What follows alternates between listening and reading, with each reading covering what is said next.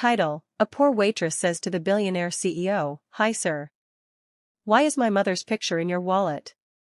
The breakfast rush was brutal that Monday morning. The rain outside hadn't let up, soaking the sidewalks and the shoes of half the customers crammed into Benny's Diner, a tiny but beloved spot just off Main Street. The scent of brewed coffee mixed with sizzling bacon filled the air. Plates clinked, orders were shouted, and amidst it all, Emma Matthews weaved her way between tables with practiced grace, a pad in one hand and a tired smile on her face. At 26, Emma had the look of someone who carried more burdens than she let on, eyes too wise for her age, hands rough from scrubbing dishes, and a heart held together by threads of hope and memories of a mother she'd lost when she was just 10. Then he walked in. The bell above the door jingled, and the noise seemed to hush, just for a second.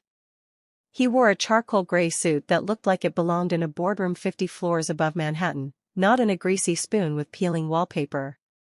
He was tall, commanding, and unmistakably someone not from around here.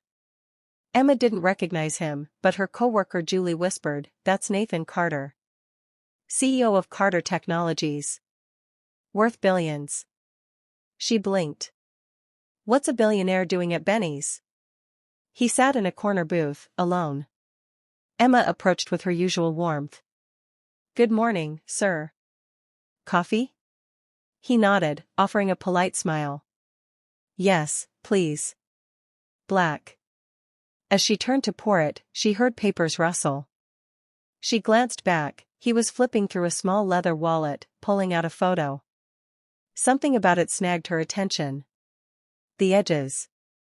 The sepia tone. Her footsteps faltered. She returned with the coffee, her eyes glued to the picture resting beside his phone. It was her mother. Young, radiant, laughing beside a lake. Emma had seen that exact picture 100 times on the mantel of their old home. "The only copy," her mother used to say. Her voice trembled as she set down the cup. "Hi, sir, why is my mother's picture in your wallet?" Nathan looked up, startled. He studied her face carefully, then his expression shifted, softening with disbelief. He reached for the photo with reverent hands. "You're Angela's daughter?" Emma's breath caught in her throat. "You knew her?" "I more than knew her." His voice cracked, rough with old emotions. "She saved my life." Nathan's story unfolded like a movie script. Decades ago, he'd been a reckless 20-year-old, drifting through towns after getting kicked out of college. No money, no family support, nowhere to go. He landed in this very town, broke and starving, when a young waitress, Angela Matthews, had handed him a plate of food.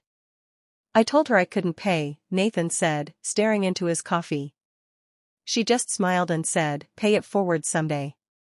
Angela let him sleep in her garage for a week, helped him apply for jobs, and reminded him, every day, that he wasn't worthless. Her kindness.